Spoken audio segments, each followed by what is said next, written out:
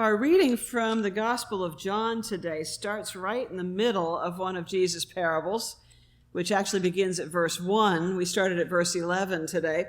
And the parable is told in response to events that happen in chapter 9, and particularly the attitude of the Pharisees and synagogue leaders that are found in chapter 9. So we kind of need to back up a little bit in order to see what Jesus is talking about in the gospel lesson. And I'm also going to get to the shepherd's psalm because you cannot ignore such a beautiful passage from the Bible. So we have a lot to look at here today.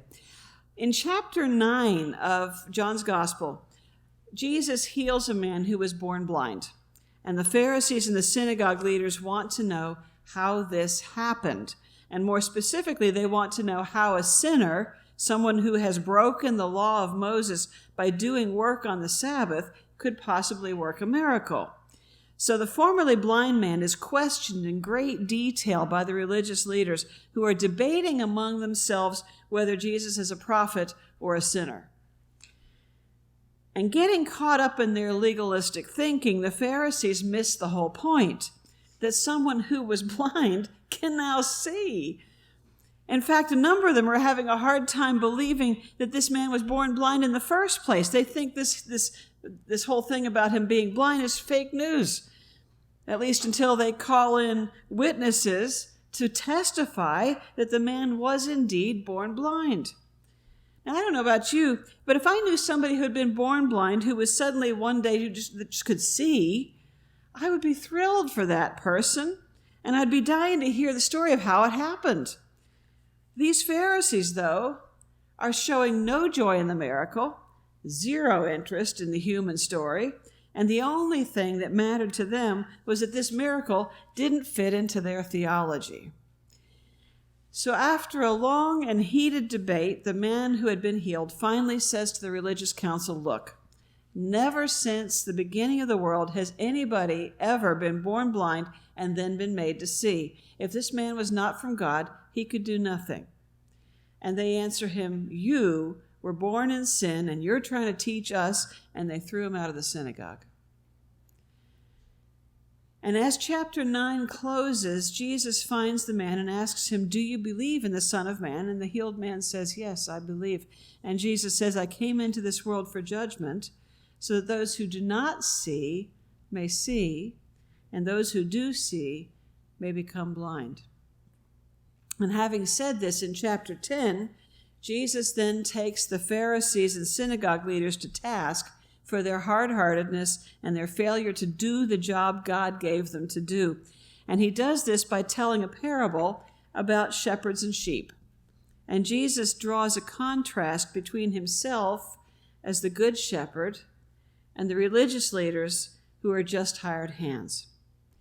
And before I get into the parable, just a few brief words about sheep. Now, I've never worked with sheep. I've never been around sheep much. But from what I've read, sheep are intelligent. Shepherds say they're cute as a button when they're young, but that doesn't last for long. Sheep run from what frightens them. Sheep follow each other mostly. If one starts moving in one direction, they all kind of start moving in that direction too. Sheep band together in flocks naturally for protection, and sheep are social animals. However, like people, they maintain a safe zone between themselves and others, kind of like personal space. And in times of stress and danger, the distance between sheep, those safe zones, increase. Kind of sounds like our society today, doesn't it? And lastly, sheep really do respond only to the shepherd's voice and won't follow anybody else. And so I found this video on YouTube this past week that illustrates this and demonstrates it. If you could roll that, please. You'll see 3 people attempt to call the sheep, and then the shepherd comes. Watch this.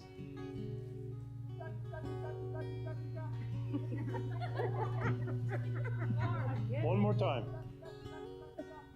Oh, one is.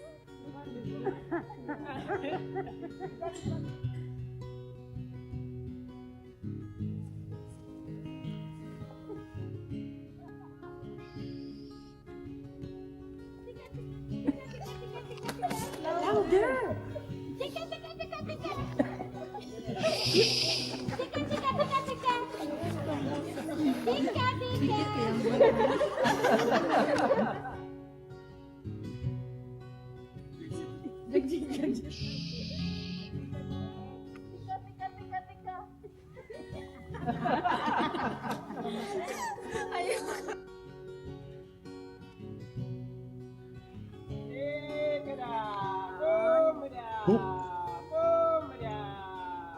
Look at them, look at them.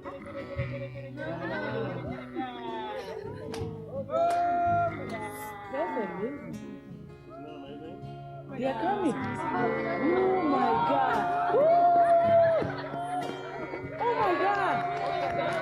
I can't believe it. Oh my God. This is surprise. Oh my God. The shepherd's going around now to the gate, and Jesus says something about the shepherd always enters through the gate, which is exactly what he's doing right now, going around to the gate, and he'll come in from the right here in just a moment. Watch this.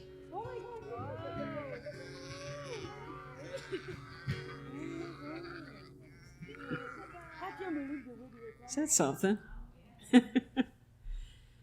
So Jesus knows what he's talking about with these sheep, right? We know his voice. So the job of the shepherd is to take care of the sheep, to feed them, to keep predators away, to protect their health and well-being, to keep them together. So in John chapter 10, Jesus contrasts the good shepherd with the hired hands, and I see 5 specific contrasts that Jesus makes in this passage. First, the good shepherd sees the sheep as his own. Not that he owns them necessarily, although God as creator could make that claim of us, but more like the words of love, "You are my own, my beloved," or "I am yours and you are mine." The hired hands, the synagogue rulers, don't see the sheep as their own in any sense of the word, either by right or by love. And I have to say, first off, at this point, as a pastor, that Jesus' words are troubling because when it comes down to it, I'm one of the hired hands. And so is every other ordained minister out there. I don't think Jesus is saying here that all religious leaders, all pastors, all prophets are like the Pharisees. Jesus is making a point about a specific group. But I do think all of us who are hired hands need to be careful not to become like the Pharisees. And I have to acknowledge that even the best of human pastors doesn't love the sheep the way Jesus does. My old pastor used to say, "Don't follow me, follow Jesus." And he wasn't trying to get out of his responsibilities, far from it. But he was letting us know, as Jesus says in this passage, that sheep only get into the sheep pen through the gate. And Jesus is the gate. There is no other gate, no other way in. And the way to tell the difference between a hired hand who cares about you and a hired hand who doesn't is whether or not they lead you in Jesus' direction and keep on leading you in Jesus' direction. So back to the parable. The second thing Jesus says is that when the sheep are attacked, when the wolf comes, the good shepherd defends and protects his sheep, even to the point of sacrificing his own life to save the sheep. The hired hand, by contrast, runs away when the wolf comes, leaving the sheep unprotected. And I think it's worth looking for a moment at how Jesus describes the wolf, too, because the wolf is our enemy, and what the enemy does is of interest to us. Jesus says 2 things. He says the wolf snatches the sheep, so he's involved in sheep stealing. An enemy tries to remove God's people from the flock. An enemy knows once a sheep is isolated and by itself, it's easy prey. And secondly, the wolf scatters the sheep. An enemy divides. An enemy encourages the sheep to fear and panic and to attack one another in their fear. An enemy destroys the unity of the flock. And the good shepherd keeps the flock together and at peace. As Jesus says, one flock, one shepherd. Third, as we saw in the video, Jesus says the good shepherd knows his sheep and his sheep know him. The good shepherd also knows God the Father and is known by God. And so the sheep don't recognize the voice of a stranger and will not follow him. In fact, sheep may run away from a stranger. Sheep have good instincts. They know who they belong to. Fourth thing Jesus says is the good shepherd voluntarily lays down his life on behalf of the sheep. And in this passage, Jesus is predicting his death on the cross, and he's also predicting his resurrection, because he says he has the power to take it back up again. No hired hand would do this, and no hired hand could make that claim. And fifth and last, the good shepherd does God's will and receives his authority from God. The hired hand's interests, if the hired hand is a Pharisee, are getting paid for his job and maintaining his position. The good shepherd loves God the Father, and the Father loves him, and both of them love the sheep, and the sheep who belong to Jesus love Jesus and love the Father. So love is the mark of God's kingdom, or of Jesus' sheepfold. So Jesus is the good shepherd who lays down his life for the sheep and then takes it up again. Jesus is the one whose voice calls us to follow. Jesus is the gate by which the sheep enter the kingdom of God. And love is the mark of God's kingdom. And as I close today, I'd like to go back to John 10 and Psalm 23. John 10 could be understood as the song of the shepherd, and Psalm 23 could be understood as the song of the sheep. So I'd like to read these two as a duet, and Rachel's going to help me with this. I'll be taking the part of the good shepherd, and she's got the part of the sheep over there. And this is like a duet. It's like a love song. We're not going to sing it, but we'll read you the lyrics. All right? So it goes like this. Anyone who does not enter the sheepfold by the gate is a thief and a bandit. The one who enters by the gate is the shepherd of the sheep. The gatekeeper opens the door for him, and the sheep hear his voice. The shepherd calls his own sheep by name and leads them out.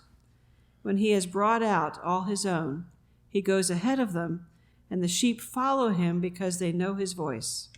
They will not follow a stranger, but they will run from him, because they do not know the voice of strangers. The Lord is my shepherd, I shall not want. Very truly I tell you, I am the gate for the sheep. All who came before me were thieves and bandits, but the sheep did not listen to them. I am the gate. Whoever enters by me will be saved and will come in and go out and find pasture. He makes me to lie down in green pastures. He leads me beside the still waters. The thief comes only to steal and kill and destroy. I came that they may have life and have it abundantly. I am the good shepherd. The good shepherd lays down his life for the sheep. He restores my soul. He leads me into the paths of righteousness for his name's sake. The hired hand, who is not the shepherd and does not own the sheep, sees the wolf coming and leaves the sheep and runs away, and the wolf snatches them and scatters them. The hired hand runs away because a hired hand does not care for the sheep. Yea, though I walk through the valley of the shadow of death, I will fear no evil, for you are with me. I am the good shepherd. I know my own, and my own know me, just as the Father knows me, and I know the Father. And I lay down my life for the sheep. I have other sheep that do not belong to this fold. I must bring them also, and they will listen to my voice. So there will be one flock, one shepherd. Your rod and your staff, they comfort me. You prepare a table before me in the presence of my enemies. You anoint my head with oil. My cup runs over. For this reason, the Father loves me, because I lay down my life in order to take it up again. No one takes it from me, but I lay it down of my own accord. I have power to lay it down, and I have power to take it up again.